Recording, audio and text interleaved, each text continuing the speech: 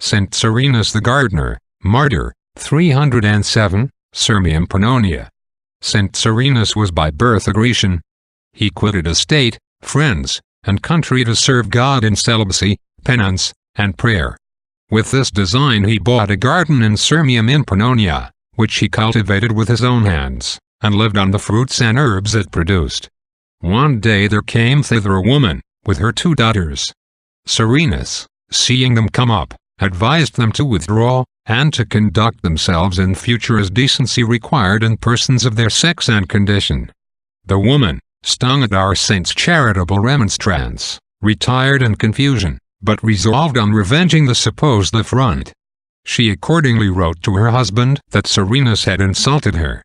He, on receiving her letter, went to the emperor to demand justice, whereupon the emperor gave him a letter to the governor of the province to enable him to obtain satisfaction.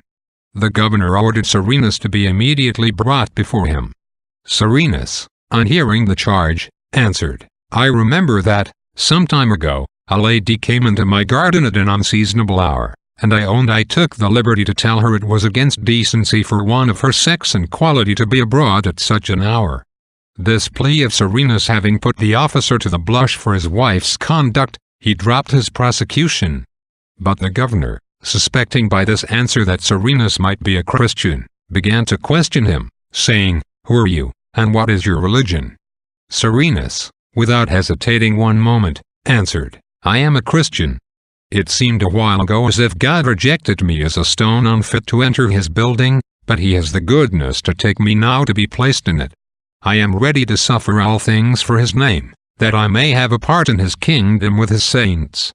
The governor, hearing this, burst into rage, and said, "Since you sought to elude by flight the emperor's edicts, and have positively refused to sacrifice to the gods, I condemn you for these crimes to lose your head." The sentence was no sooner pronounced than the saint was carried off and beheaded, on the 23rd of February, in 307. Reflection. The garden affords a beautiful emblem of a Christian's continual progress in the path of virtue. Plants always mount upwards, and never stop in their growth till they have attained to that maturity which the author of nature has prescribed. So in a Christian, everything ought to carry him toward that perfection which the sanctity of his state requires. And every desire of his soul, every action of his life should be a step advancing to this in a direct line. Amen.